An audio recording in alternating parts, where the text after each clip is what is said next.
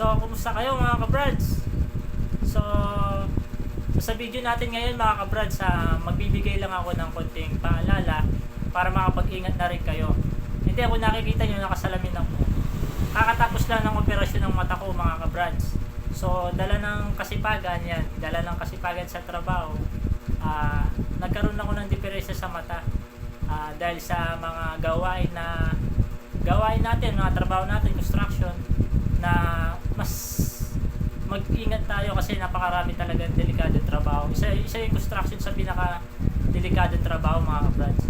So magbibigay lang ako ng tatlong ng mga trabahong construction: welder, painter, mason. So unahin ko muna yung welder mga kabrads. Sa pag-welding naman mga kabrads, so maghapon tayo nag-welding. Ayan, unang naapektuhan po dyan yung mata natin. Ayan, gaya po nang nangyari sa akin yan. Base ito ng video na ito mga kabrad, sinabi lang to ng doktor sa akin, base sa doktor. Sabi niya, sa mga una talagang tinatamaan sa mata, mga welder. Ayan, kaya sa mga welder natin dyan, kailangan ng may bayong pag-iingat din. Huwag natin sagarin yung sarili natin o yung mata natin sa pag-welding. So, may mga welder na talaga nasanay na yung tumatagal sila ng maghapon pag nagwe-welding. Pero yung impact nun sa mata natin mga kabrads, meron siyang konting kurot sa mata na medyo yung mga ugat natin sa mata na nasasaktan, hindi namumula. Doon nagsisimula yung yung pagka may pumutok na isang ugat sa mata natin, nagpapasimula yun ng mangungulong na dugo sa mata natin. Doon mag-uumpisa yung pugita na sinasabi. Kaya nga maraming mga na manggagawa kadalasan nasisira sa mata, lalo na yung mga welder. Yan po yung sabi ng doktor sa akin. Kaya sa mga nagwe-welding, kaya kailangan din mag-ingat din kayo. And then pangalawa yung painter. Painter naman mga kabrads, pangalawang na dyan na tinatamaan yung baga nila. And then kasama na rin yung mata.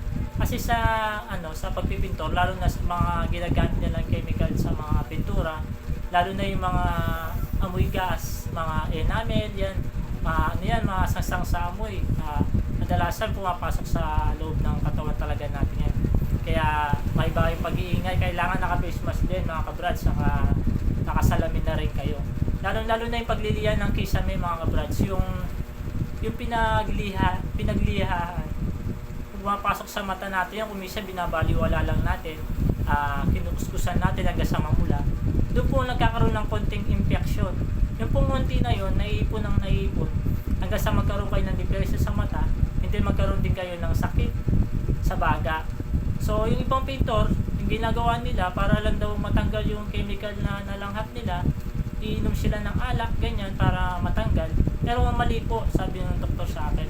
Mali po yung kaparaanan na yun, lalo na yung mga iniinom na alak, matatapang po. Lalo po daw uubusin yung atay natin, yung natin sa loob ng tiyan.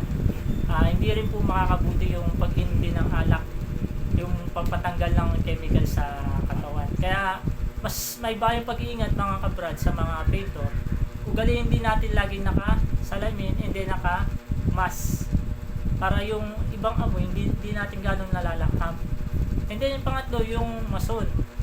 Yung mason naman po, yan, umulan, umaraw, nasa talagang susung sa trabaho yan. Kahit na uminit, umulan, dyan pa rin sila, magtatrabaho pa rin sila para lang hindi masira yung araw nila. Lalo na sa mga mason, yung maghapon ka nabilad, mga kabrads, maghapon ka nakabilad sa araw, wag mo raw po babasahin yung katawan mo kasi malaki po yung posibilidad na mapasma. Yung mga ugat mo sa katawan, yung parang mahahatak, iiksi. And then mangyayari po nun, magsisimula yung mild stroke. Yan po yung mga paalala sa akin ng doktor, kaya nga po yung video na to sinishare ko po sa inyo para makapag-ingat na rin po kayo. And then ito nangyari sa akin, dala na ng iba-ibang mga gawain ng construction. Nandyan yung nagwe-welding ako, nagpipintor din ako, o alos lahat ng pwedeng mangyari sa akin. Binabaliwala ko lang siya.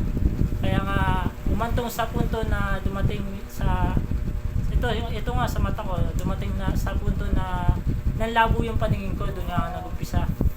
And then, habang nagtatrabaho ko, ganun pa rin, hindi nagbabago, palaging malabo, parang nag-uulam-ulam. Nagkaroon na pala ako ng ano sa mata, yung namumula, and then meron nga isang ugat na pumutok, na namuundugo sa loob ng mata ko. Sinabi sa akin ng doktor na ano daw yun, na sobrang init, and then maghihilamos. So yun, ginagawa ko po yun mga kabrads, kaya nga ito, dinanas ko rin ito, kasi nga yung maliit na diferensya, kasi lahat naman nagsisimula sa maliit bago lumaki yan at lumala.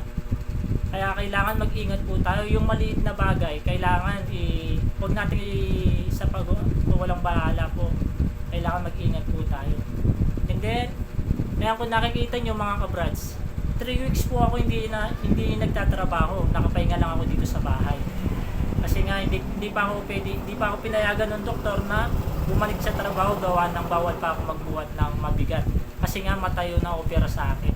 Kaya nga sa mga sa mga katrabaho o mga construction worker, kaya kailangan mag-ingat din kayo, ingatan niyo rin yung katawan niyo. Gaya niyan, sa katulad ko, halos 3 linggo akong walang trabaho. Kaya nakapanghinayang din siyempre, pero kailangan sundin pa rin natin yung doktor para sa ating kaligtasan at para na rin sa siyempre may mga pamilya pa tayo, siyempre lalo na magpapasko, kaya kailangan mag-ingat pa rin tayo. So itong video na to mga kabrads, kung napanood nyo to, share nyo naman to mga kabrads para sa mga hindi pa nakakaalam, para malaman din nila. So salamat mga kabrads sa oras na ito. God bless po.